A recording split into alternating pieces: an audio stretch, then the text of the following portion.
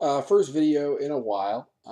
Reason is recently I moved, start of the month, and can't find the webcam that I had. So went today, bought a new one, and we're back in business. See the new place. Bedroom through there, bedroom back there. Probably about the same size as the old place, but with more common area, less bedroom, I guess. Would be the core answer to that. UFC fight night, Rodriguez versus Caceres. It's a weird one. It's a weird one in the sense that I'm excited for a lot of the fights on the card, but there's not a lot of meaning, and there's not a lot of purpose behind the fights. It's a lot of prospects. Even like the main event, like Caceres Rodriguez. Rodriguez might be something if he can develop his boxing to a higher level, but we'll get into that in a bit. But there's like nothing here is going to set up a title contender or really produce a breakout star right away. All right, so let's get to this. Chase Sherman versus Justin Ledet, taking Sherman to win by decision. And then in a very interesting fight, the headliner on the Fight Pass portion of the card.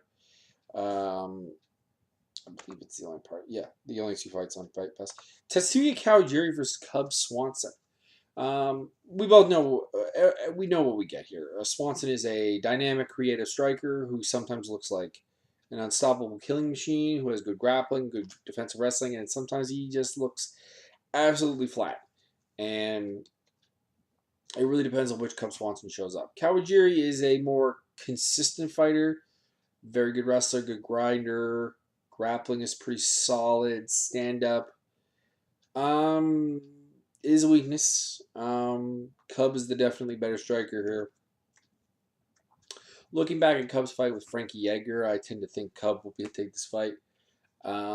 He showed an ability to stop Frankie Edgar's takedowns, and at featherweight, Frankie Edgar is amongst, I would say, the top five at takedowns. Kawajiri is not.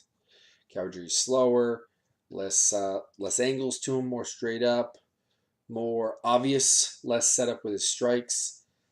I see Cub being able to stop Kawajiri's takedowns and either take a decision or score a TKO. I don't think we see a clean knockout. Kawajiri's still got a good chin, but although Cub can probably knock out anyone at featherweight, so even that's not impossible. Teruto Ishihara versus Horacio Gutierrez, taking Ishihara. Gutierrez is he's an interesting prospect. I mean, at 2-2, the record is a bit misleading. He's a really good athlete. He's got some really interesting elements to his striking game that needs to just round out. But this is, I think, really tailor made for Ishihara to win. Ishihara is heavy-handed, a little bit wild, but composed enough that it's not a huge issue for him. And I see him at some point getting a TKO victory here over Gutierrez, maybe going the distance. But I don't see Gutierrez being able to take him down. I don't see Gutierrez being able to strike with him. I see Ishihara has just a much, much more complete striking game to him and a complete MMA game just in general. Added that he's got that interesting personality of gangster Japanese guy. A lot of bitches, a lot of money, a lot of, talks like a rapper, kind of, with a Japanese accent and broken English. So enjoy that for what it is. David Timur versus Jason Novelli. I'm going with Jason Novelli to win by decision. Not overly interested in the fight as a whole. Victor Pesta versus Marcin Tybura. Going to go with Marcin Tybura. Another fight that I'm not super interested in. I'm interested in both guys, but I just think that either one of them winning, it doesn't tell us a lot about them. I just think that Tybura has a slight edge in the grappling department. Super, super tough. Has good instincts for the finish. Pesta does get tired. I see a submission, probably be a choke for Tybura, third round. Dominic Steele, Court McGee. Oh, okay, this one I love. These two are fighters that push a pace, are super aggressive to the point of, frankly, it hurting them. I'm going with Steele because I think Court McGee's style of fighting has really been played out. I mean, he's a professional boxer whose boxing never looks all that solid. His wrestling is okay. He's got a good killer instinct on the ground with chokes. But Steele is a beast. A just, I mean, both of these guys are big welterweights, but Steele is a huge welterweight who just is very physically imposing and has cardio. Should be able to keep up with Court McGee. Should be able to beat him in the clinch from a wrestling standpoint. The stand up should be ugly, but McGee's shown himself susceptible to getting hurt, not in a knockout sense, but in a at least stunning sense. Going with Dominic Steele to win decision here. But a potential fight of the night candidate. Main card: Danielle Taylor versus Marina Moroz. Taking Moroz. I'm going to go with submission. Trevor Smith versus Joe Gigliotti, I think is how you say it. Gigliotti's an interesting prospect. Good power double. Pretty good submission game, actually. Stand up is actually not even terrible. That sounds like a recipe for a guy who should be able to beat Trevor Smith, who's kind of, I will beat the bottom of the barrel. I will make the middle of the barrel look kind of almost bottom of the barrel in the sense of I will make the fight ugly, but I will not win. And that's what this fight feels like. I think, you got a lot of potential prospect here in Gigliotti. Smith is really the guy that if you're a prospect, you should beat.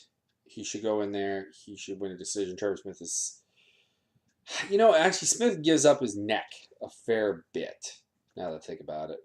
And like I said, he's got great chokes, really powerful grip. Actually, like Smith only has the one submission loss, that being to Tim Kennedy, but I recall him like pretty regularly exposing his neck. Like it's a guy with the death clutch of Gugliotti that should end up in a submission. So Joe Gugliotti by decision. Santiago Ponzinibbio versus Zach Cummings. This is a first round knockout for either one of these guys. Ponzinibbio is an amazingly powerful striker. He's aggressive. He likes to go out there. He likes to throw, but he has no regard for defense. Cummins has good counter striking. I gotta go with Cummins.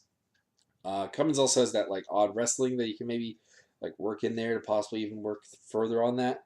Just like Cummings is he's an odd fighter to watch fight, but it works and it's exciting. So keep it up. It should be a good fight. I just think it's not getting out of the first round. Cummins by TKO. Chris Camozzi versus Talis Latis. Talis Latis is a much better version of Rafael Natal and Bruno Santos. Now, there are those that would argue Chris Camozzi won both of those fights, and I'm not actually, not among them. I thought he did. But Camozzi likes to stay at range and work a volume kickbox game. Excuse me.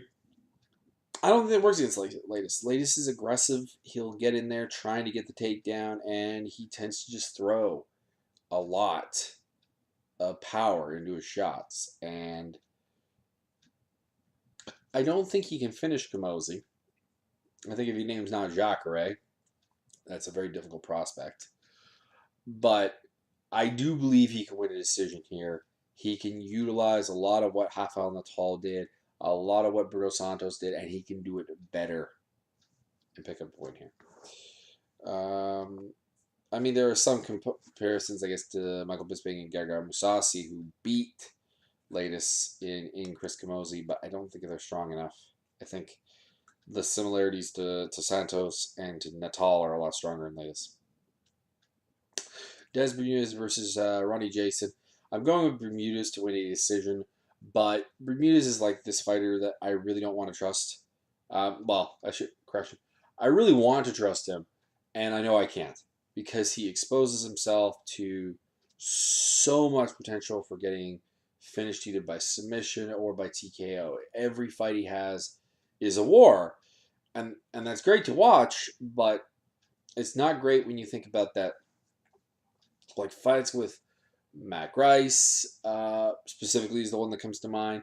That shouldn't be a war. I mean, it was a fantastic fight that no one was excited for, but it sums up Dennis Bermudez's career kind of perfectly. He makes fights difficult when he doesn't have to. I still got to pick him here. Ronnie Jason is. I still think of him as a bantamweight. I think Bermudez's wrestling strength and, frankly, athleticism should be enough to struggle a little bit with Ronnie Jason. Uses wrestling to kind of neutralize him. Ronnie Jason is not super amazing from his back. Um, he's a BJJ guy, so he is present there, but he's never really struck me as the kind of guy who can just submit people at will. Um, so Bermuda's decision. Finally, Alex Caceres versus Yair Rodriguez. I'm going with Yair Rodriguez. There is a big problem with Yair Rodriguez's game, and that is the fact that his striking is almost entirely kicking based. He has no boxing game, really. He needs to develop that boxing game because we've seen in the past that if you're entirely relying on kicks, it just doesn't work. You need to supplement that with the hands. That being said, Bruce Leroy is. I mean, we are talking about a guy who was looking great against Cole Miller and then suddenly was not looking great against Cole Miller. And Yair Rodriguez is a hell of a lot more athletic, more explosive, more unpredictable than Cole Miller is. Caceres is also prone to getting stopped via submission. Rodriguez is prone to submitting people, really from kind of odd angles. I guess it's not as bad as I'm thinking with Caceres. But yeah, the submission, outside of Faber, he hasn't really lost by submission in a while. But I apologize. I am apparently in need of a nap or something. So, that's where I'm headed next.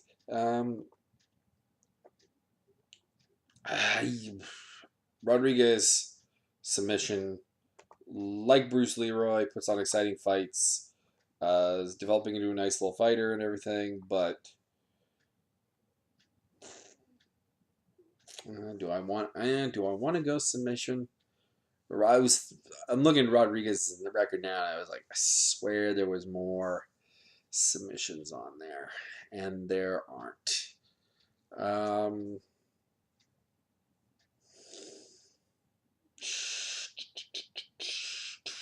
yeah. I'm going to rethink this fight.